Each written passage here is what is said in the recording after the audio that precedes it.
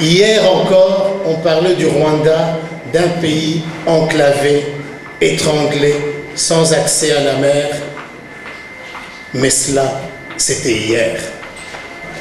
Avec Rwandair et l'Internet haut débit, grâce à la fibre optique qui donne au Rwanda la 3e connexion la plus rapide du continent et la seule capitale où le transport public est connecté, le Rwanda a toute sa place dans ce monde globalisé et compétitif.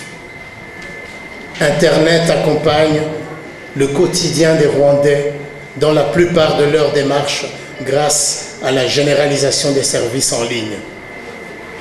Excellences, Mesdames et Messieurs, le Rwanda de 2017 est un pays jeune, dynamique et ouvert sur le monde.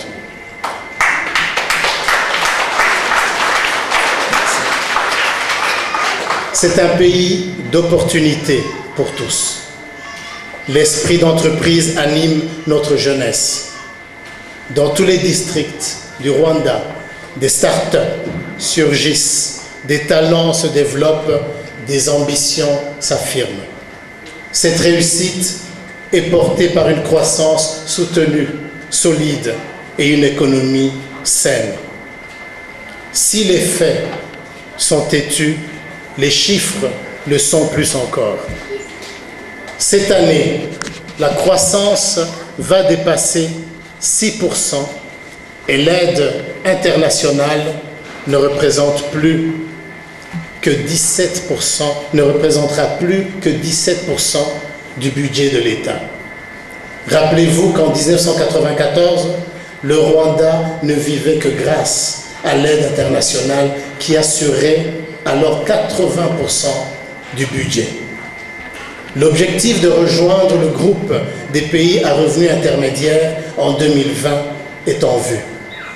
La vision 2050, présentée en décembre dernier, intègre tous nos engagements dans le cadre des objectifs de développement durable. Elle développe aussi un modèle de croissance conforme à notre politique environnementale. Tous les observateurs internationaux soulignent les avancées du Rwanda. Ils savent aussi qu'avec le Rwanda, c'est l'Afrique qui avance.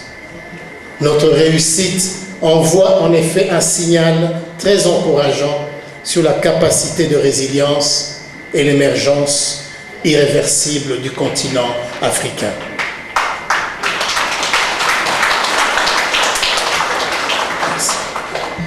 Cette transformation socio-économique s'appuie sur un modèle de gouvernance qui combine tradition et modernité. En effet, les Rwandais ont retrouvé leurs valeurs ancestrales communes. Ils les ont transposées dans les principes qui font référence. Le travail, la solidarité, le dialogue, la responsabilité, l'engagement, l'amour de la patrie, le dépassement de soi, la résilience, Agaciro. Toutes ces valeurs sont devenues des outils de gouvernance pour l'action de l'État et les rapports sociaux.